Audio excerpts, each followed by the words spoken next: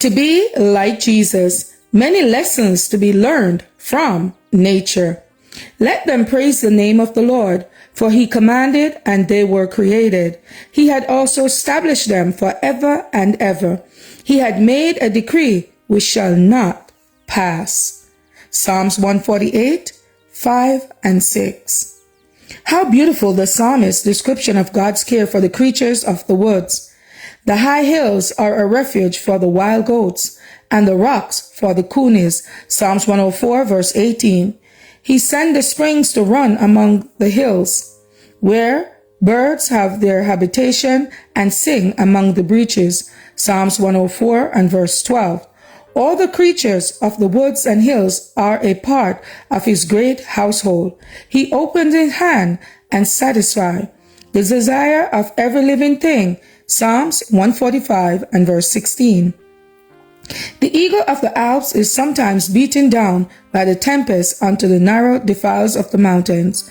Storm clouds shut in this mighty bird of the forest, their dark masses separating her from the sunny heights where she has made her home. Her efforts to escape seems fruitless. She dashes to and fro, beating the air with her strong wings and waking the mountain echoes with her cries. At length, with a note of triumph, she darts downward and, piercing the clouds, is once more in the clear sunlight with the darkness and tempest far beneath. So we may be surrounded with difficulties, discouragement, and darkness. Falsehood, calamity, injustice shut us in. There are clouds that we cannot dispel. We battle with circumstances in vain. There is one and but one way of escape. The mists and fogs cling to the earth. Beyond the clouds, God's light is shining. Into the sunlight of his presence, we may rise on the wings of faith. Many are the lessons that may thus be learned. Self-reliance from the tree that growing alone on the plain or mountainside strikes down its root deep into the earth, and in its rugged strength defies the tempest.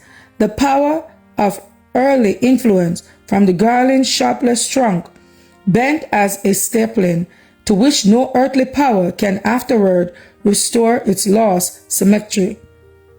The secret of a holy life from the water lily that on the bosom of some slumber pool, surrounded by weeds and rubbish, strikes down its channel stem to the pure sand beneath, and drawing thence its life, lifts up its fragrance blossom to the light in spotless purity.